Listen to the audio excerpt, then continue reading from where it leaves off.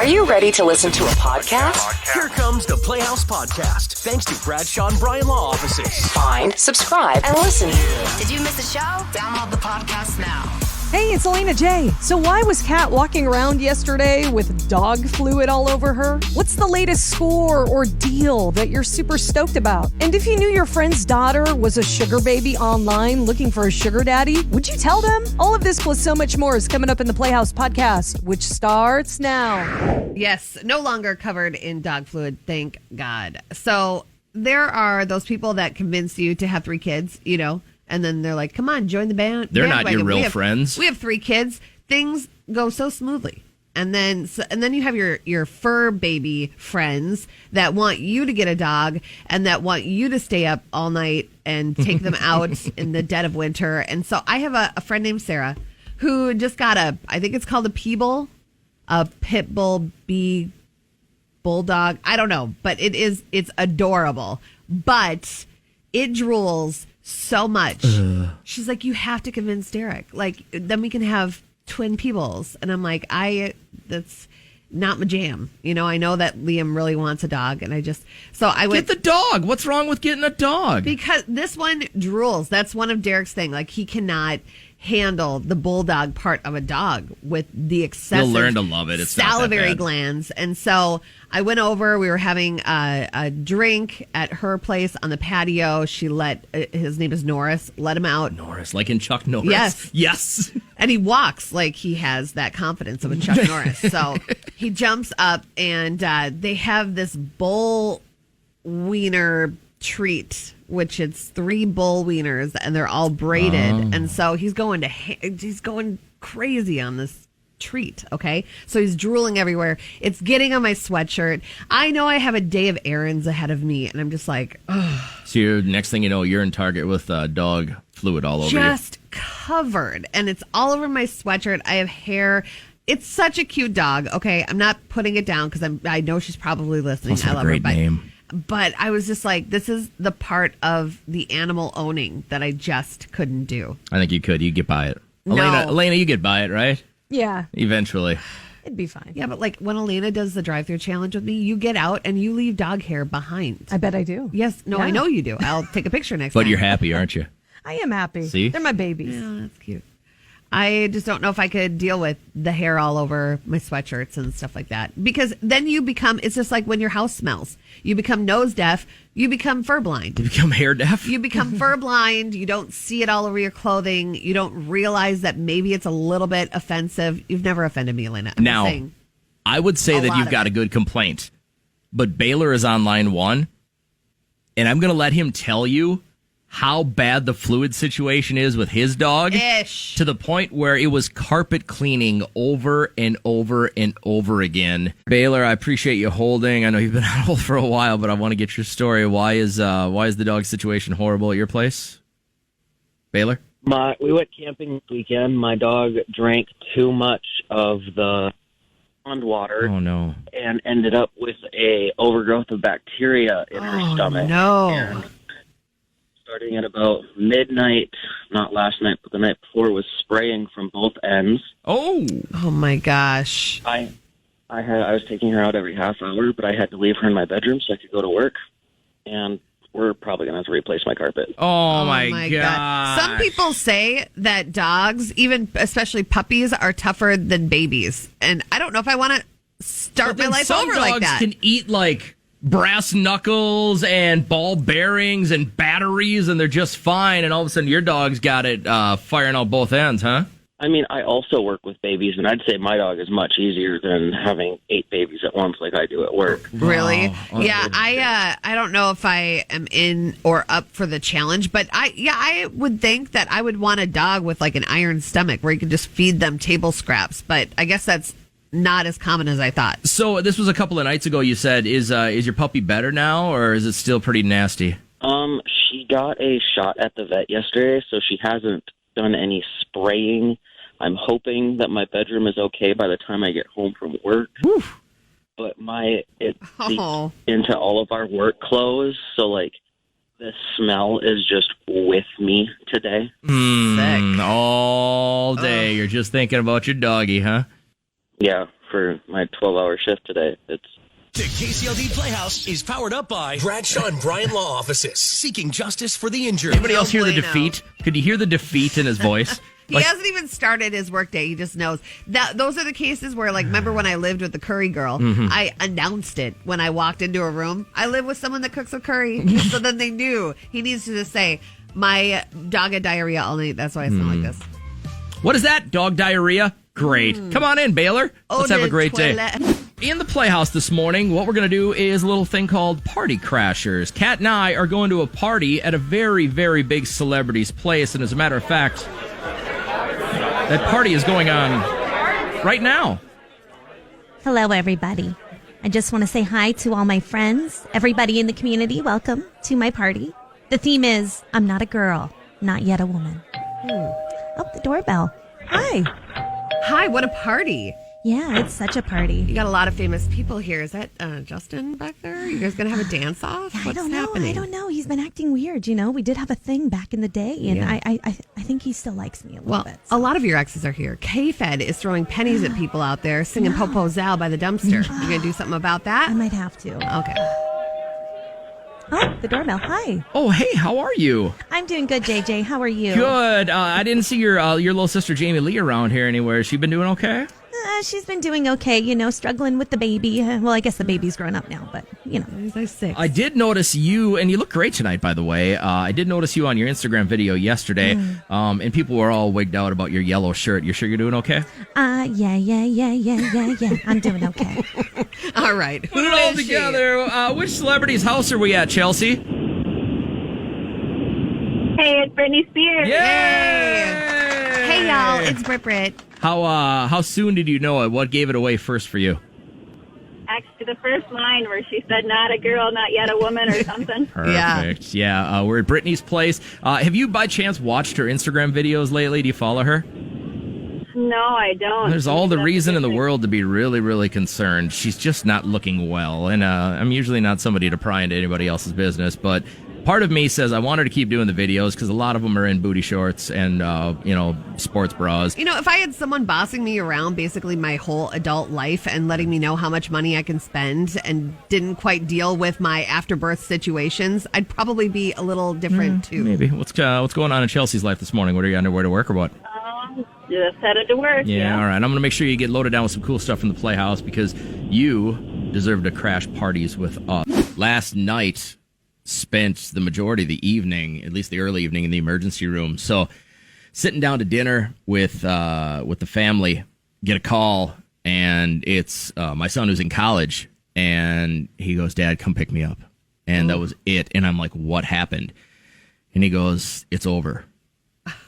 And I said, "Well, what do you mean it's over? What's over?" And I can hear the quiver in his voice. He's like, turned through the ball, snap.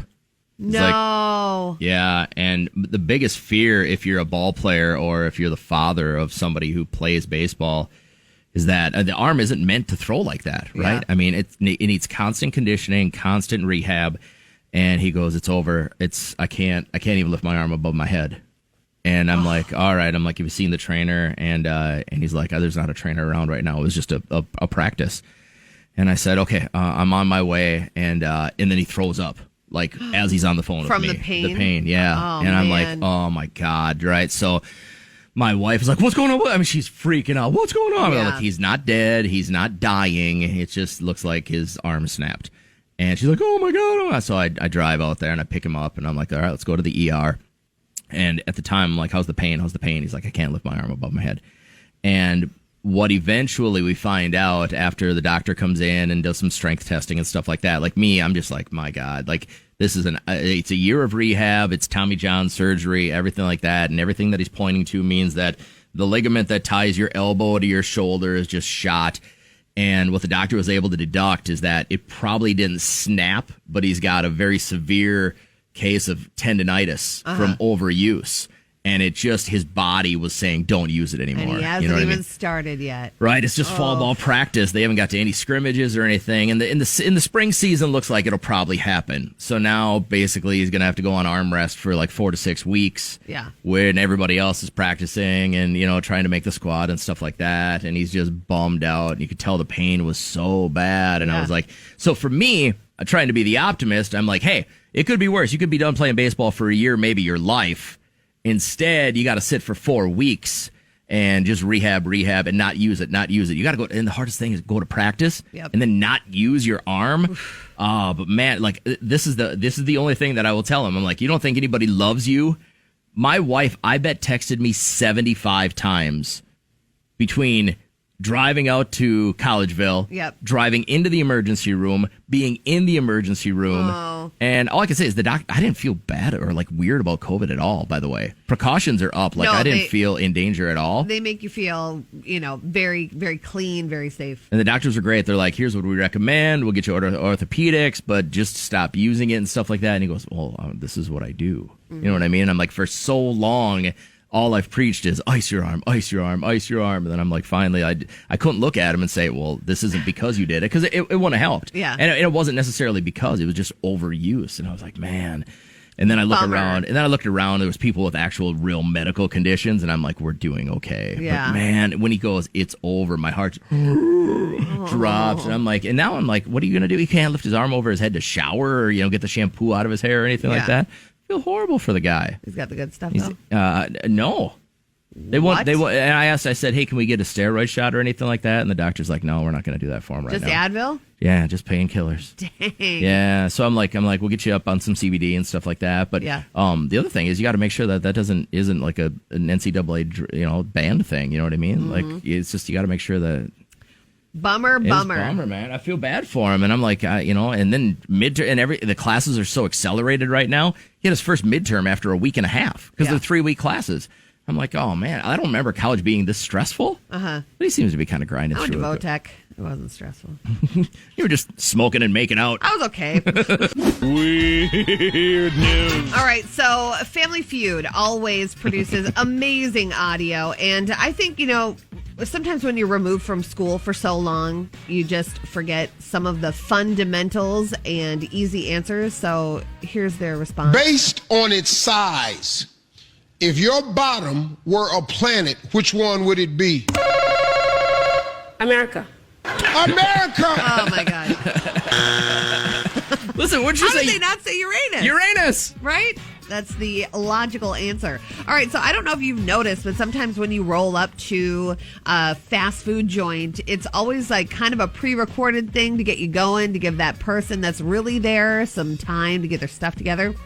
This, I think, went to a whole new level. A TikTok user drives to Wendy's, goes to the drive-thru, and this was the first initial recording here. Thank you for choosing your local life food Wendy's. What can I get for you today? Okay. Anything else? She didn't respond. Your total is, please fall to the window. Thank you. And thank you for choosing your local Wendy's. Have a lovely evening. Normally prompted when you give an answer, they'll give their next... The follow-up. Yeah, and so this was another situation right after that. Can I get honey mustard and barbecue, please? Honey mustard, barbecue. What would you like for the drink? Do you all have the Coke Freestyle machine? Yes, we do. Can I get a vanilla ginger ale, please? Vanilla ginger ale. All right. Anything else for you tonight? That's it. Thank you. This was a guy doing a robot voice, right? I think it could have been that. I mean, there is one fantastic drive-through guy at the Starbucks here in town, off Division, and he's so like, how are you doing today? But he's monotone like that. Well, I could see him maybe having fun like that, but I hate automated stuff. I got to work the drive-through at a Hardee's in my hometown. I was there for like 4 months. Yeah. And I'd be like, Hardee's, what's up? And they just weren't having it. And then the one guy's like, hey, JJ?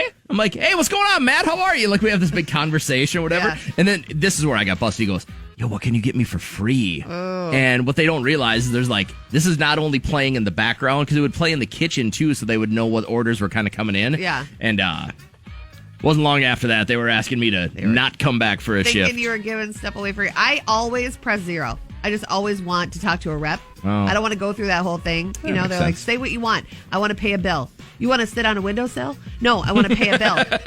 Oh. Your name is Bill? Yeah, your name is Bill. Hi, Bill. What can we do for you? It's just frustrating. And that is what's weird. Yesterday, I had one of the biggest scores of my life. So one of my favorite things to do is go on like resale apps. So like Depop, Poshmark, Mercari, and I just kind of like look and see what people are selling and I try to find good deals. And yesterday I found an amazing deal. This guy from New York, he apparently knew the guy who used to be the guitar tech for the Ramones back in the day. Okay. And he got all of his t-shirts from the Ramones from back in like the 90s. Now, I think working with me, you know people can spin a web. So how are you on these sites and you are confident that these people are telling you the truth? Well, I know they're legit because I'm seeing the photos and I'm seeing the tags. So I can tell based on the tags whether it's, you know, real or not. So a guy you've never met before says he knows the guitar tech or he was the guitar tech for the Ramones and he's sitting on boxes of vintage Ramones like gear that they would have sold when they were out in like a concert tour. Yeah, he said it was straight from the merch table.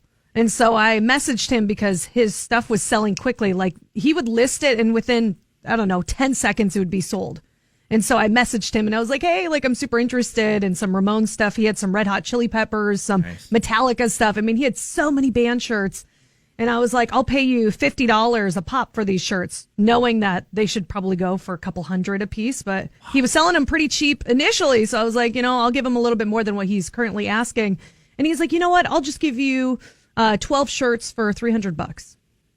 He talked you down? He talked me down from $50 a shirt to about like 30-ish a shirt. And then he goes, I'll throw in some extra goodies for you as well. Oh, so it smells fishy. No, Why no, is he no. doing that when he could easily turn it around like you're going to do and make more money? I don't think he knows. He seems like an old dude. He doesn't know what, that you're a lesbian and you're not going to give it to him? No. Because that's what any guy that says, I'm going to give you a price break, when he says it to a girl, he's expecting one thing only. Oh, you can tell by my photo that I'm clearly a gay woman, okay? Right. You can clearly tell. But no, he was selling all of his shirts for super cheap.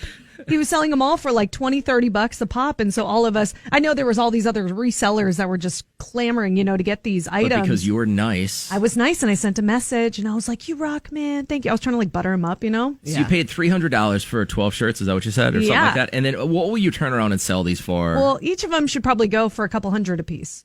Okay. So you're gonna, holy crap. But I'm going to keep some of them too. So I'm going to see which ones are cute on me. That is a score. I don't think I've ever had a score like that. I'm so Have you ever stoked. found anything at a garage sale or a resale thing that's a score? No, not at a garage sale, but like Marshalls and TJ Maxx. You know how everything is marked down, but it's still like prime product.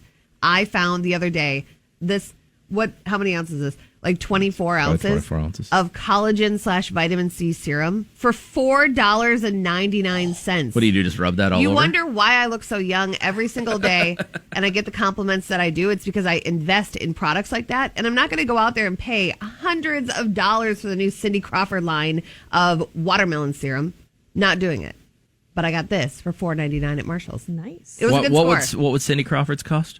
Cindy Crawford's for the is same? Like, well, hers is a set, but it would run you like you have to do it in payments. So I think it's like $400. Really? Yes. It's not watermelon. It's cantaloupe. She works with like that famed doctor, and that's why she looks so young. And then she gets all these housewives on board. But then why wouldn't you buy hers if you know it works? Because she looks great. You're going to buy something that you don't know. No, I'm just saying not yours doesn't work Wow. great. You're taking this the wrong way. I actually was at the bar this weekend, and they said, well, how old are you? I said, 35. They said, no, you're not. And I said, yes, I am. They're like, you 45? Like, they thought for sure? No way. You look so young. And then I had to admit, you look underage. We're still serving you. I was so drunk. I'm like, I get so much Botox. I let all my secrets out. But so the question is, what's your biggest score? Is this hands down your biggest score? I would say so. Yeah. I'm pretty stoked about this. And it can just be something like you got it on sale at a department store or whatever, but your last big score, your big deal. Jenna, you got another thing when we asked, like, what was your biggest score? You scored the work that ended up saving you a ton, right? Yes, we did. I'm actually still super excited about this because my husband and we did it this weekend ourselves. So we bought a house like a year ago.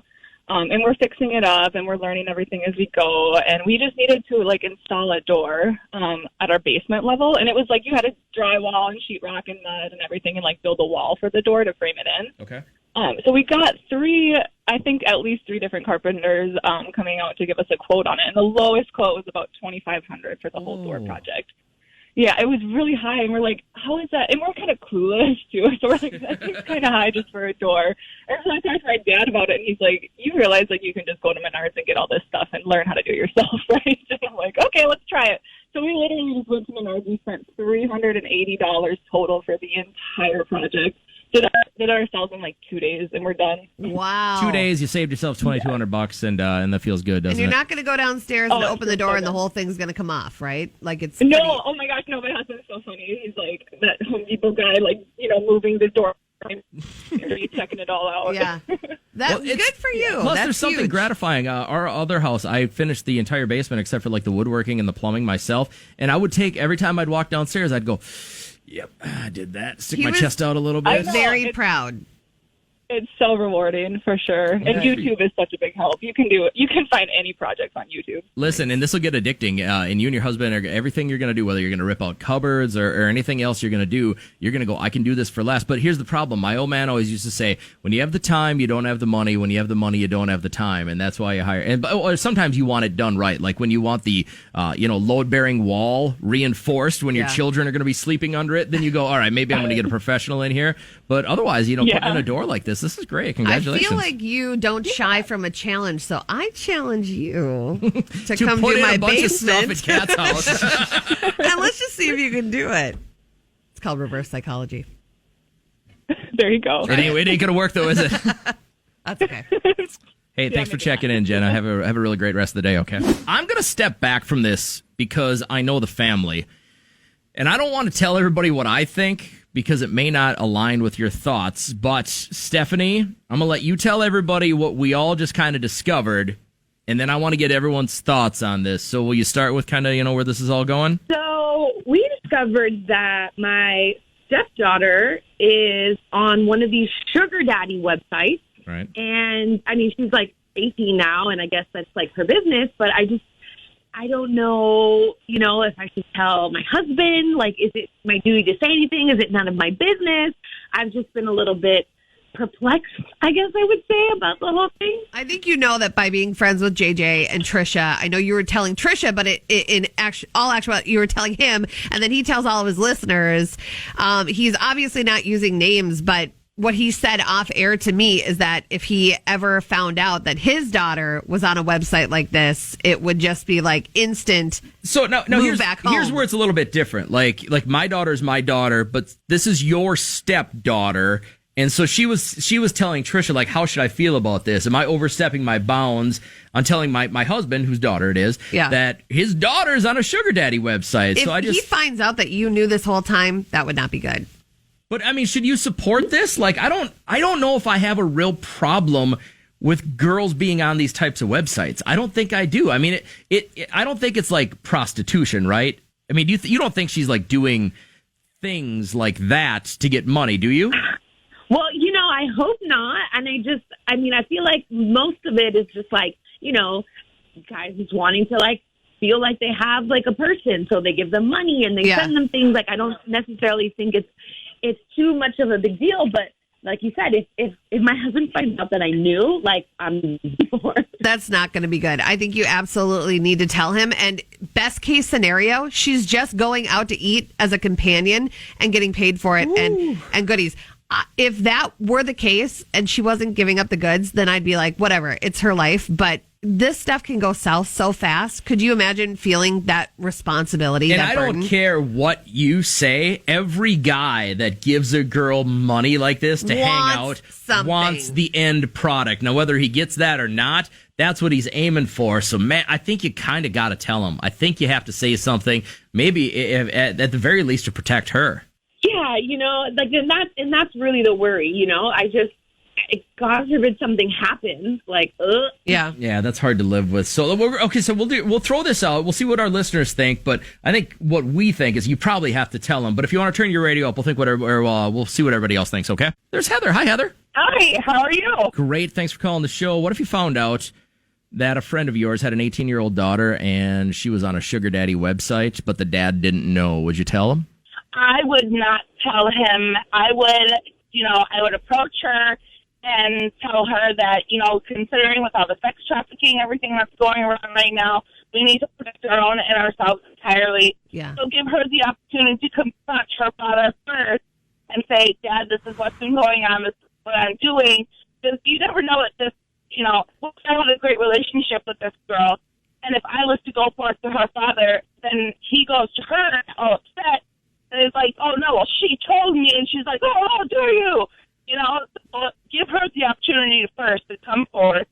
And if not, then just say, I will tell him because I care. I think it's safe to say that a single-digit percentage that would be successful for a sugar daddy, sugar baby situation. I think that it's perfect when you're not having to touch each other and he gives you everything you want and he pays for your tuition and all you have to do is escort him to dinner and you don't have to do anything else. That would be the ideal situation for a sugar baby. But I would say there's a high percentage that ends up in a hotel room and he's like, well, you know what? I want to change the game. I paid for your cell phone, so here's what I'm going to need. Yeah, remember when I gave you all of those Gucci slides? I want you to hang out with me a little bit. Hey, Heather, I appreciate you being on the show, and she's saying, yeah, definitely give her a chance to open it up. Let's talk to Randy real quick. Randy, what's good? How you feeling? Hey, doing great, but I'm taking it the other way. I'm saying let's say if it's my dad or my grandma or grandpa that is hanging out with a 16-year-old or 18-year-old girl. Yeah. I'm like, why don't you go play bingo and hang out with somebody more your own age? Yeah. What are you doing hanging out with little kids, little girls? You know what I mean? You know what? I saw the greatest meme over Labor Day weekend, and it said, when you see girls on Instagram like this, and it was all these really hot girls on a huge boat, and then it said, remember who owns the boat? And it's these fat old guys that are all in their 70s, and I'm like, it's just the way it's been for so long. You know what I mean? But she's 18. If you have two consenting adults and they want to hang out and both of them are getting something and nobody is feeling slighted or gross or taken advantage of, it could be a good situation. But the fact that she's not telling her husband, that's kind of a breach. And Randy, before you start judging, remember, you're going to be 70 one time, and they're going to be looking good at 19. Sick. What? I don't know. Somebody told me if I keep driving the way I do, I won't make it till 70. Fair enough. All right, well, we'll get off the phone with you. That just came out of left field. Now, I do want to bring Jacqueline on because you've lived this lifestyle, correct? This is something that you've been into? I used to have a sugar daddy. And how was it? It was just like the greatest relationship I ever had in my entire life. It was open. It was free. You didn't get ridiculed for things. You didn't get asked much of you. You just did whatever you both wanted to do, and it was life. It was enjoyable. It was pleasurable. It was just happiness. All right, so, for example, what did you get from your sugar daddy? I got a $900 trip to Vegas and about a $2,000, $4,000 shopping spree. Okay, what else? I've gotten limo rides all over town. I got escorted with the nice little taxi, and not like the regular yellow cab. Yeah. Instead, it was whatever car I wanted to be driven around in for the day, I could pick it. And I loved every minute of it. And I would never trade, if I had that again, I would never trade it for the world. So I appreciate you calling. That's the part that we haven't really talked about. What if this is just the way she wants to be living? So this text came in, and I think I like this approach. It says, I believe this might be an opportunity for the stepmom to inform and discuss with the stepdaughter and open up that line of communication. Not like I'm going to hold your secret. Okay, I'm not going to tell your dad, but say, listen, are you hard up for money? Let us help you so you don't have to do this, and then we don't have to discuss it anymore. Not like a shameful thing. I like that idea. Podcast. Download the podcast. The Playhouse Podcast is made possible thanks to Bradshaw and Bryan Law Offices. Catch the live show weekdays from 5:30 to 9 on 104.7 KCLD. Now, share this with a friend immediately. And hey, we have more podcast episodes available, so go check them out right now. Do it. Come on, do it. Seriously, do it.